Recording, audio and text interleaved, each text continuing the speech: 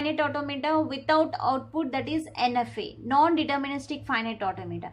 You can call it as NFA or NDFA, both are the same.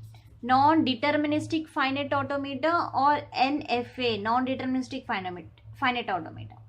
So the finite automata are called non-deterministic finite automata when there exist many paths for specific input from the current state to the next state. So did you observe the difference between NFA and DFA here? In DFA, there exists only one path for specific input from current state to another state. Suppose if 0 is there, the 0 can go to only one state, not twice. Okay, but in this NFA, there is many specific paths. Many paths for specific input from the current state to the next state. Okay, so many paths for specific input. Suppose 0 is there, the 0 can goes to many paths. Either it can go to the state A, or it can go to the state B, or it can goes to the state E. Suppose it is coming from X, the 0 state the input can goes to any number of states, means so many paths are there. Okay, so here in this, the main difference here, the NFA and DFA is, in the DFA only the specific input can goes to the specific only to the one path, but here the many paths can exist for the one specific input. And it is easy to construct NFA than DFA for a given regular language. If any language is given, to construct NFA is very easy when compared to the DFA. Every NFA is not DFA. Remember that. Every NFA is not DFA. Why it is not DFA? Because DFA is having only one path for specific input. Whereas NFA is having many paths for specific input. So every NFA is not DFA because NFA is having multiple paths. The multiple paths are not accepted by the DFA, but each NFA can be translated to DFA. But you can take one path and you can translate that path to DFA. Is it possible? Right? Because you just take this path and construct, this is an NFA. You can take this path and this is DFA.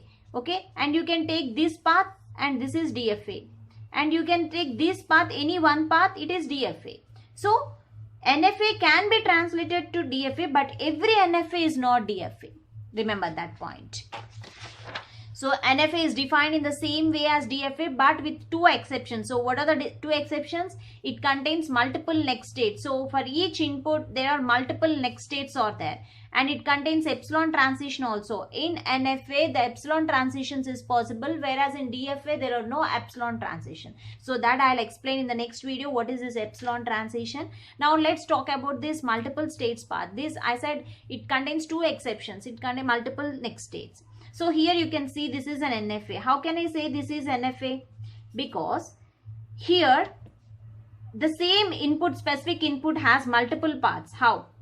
So here Q0 on A goes to Q1 and the Q0 on A goes to Q2 also.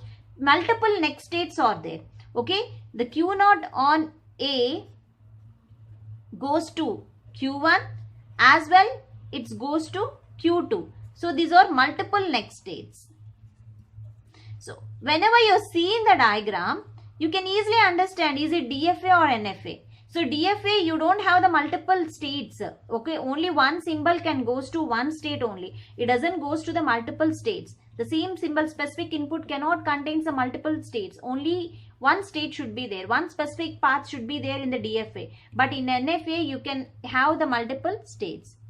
Okay, so the Q0 for input A, there are two next states, Q1 and Q2.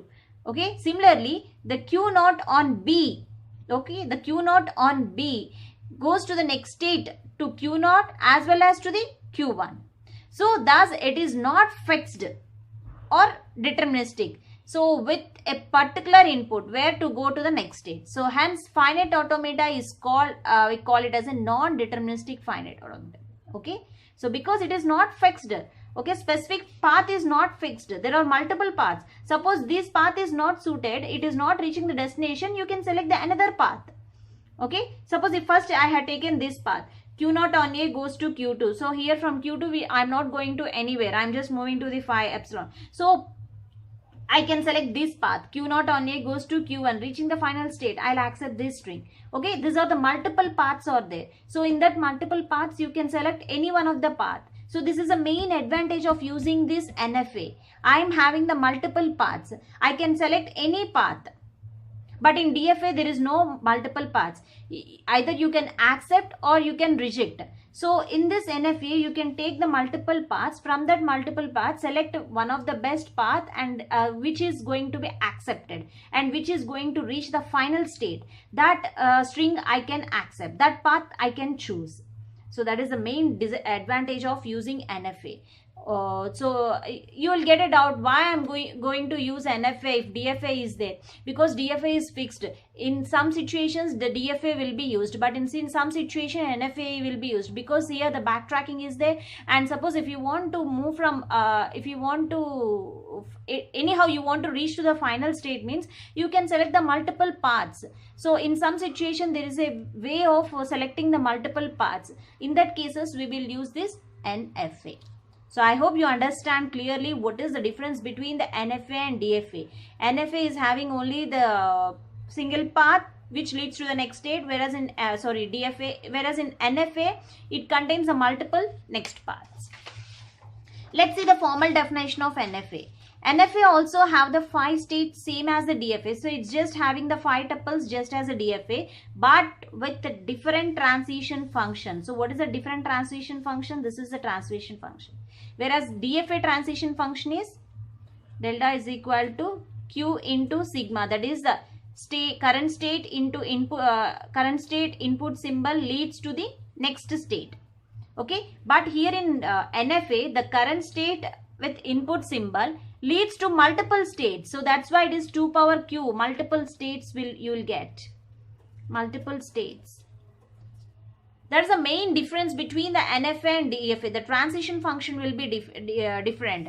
Here it gives to only single path, but here you can get the multiple states.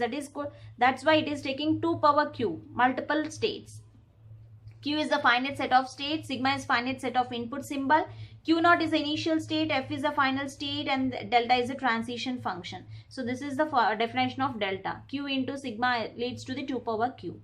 So this is the formal definition of NFA. Now let's see the graphical representation of an NFA.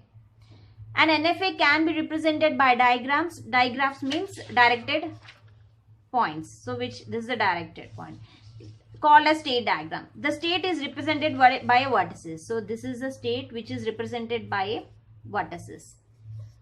Okay. The arc labeled with an input character shows the transition. So here arc which is showing to the input symbol is a transition. You call it as a transition by taking the input. The initial state is marked with an arrow and the final state is marked with a double circle. So just like a DFA. Thank you.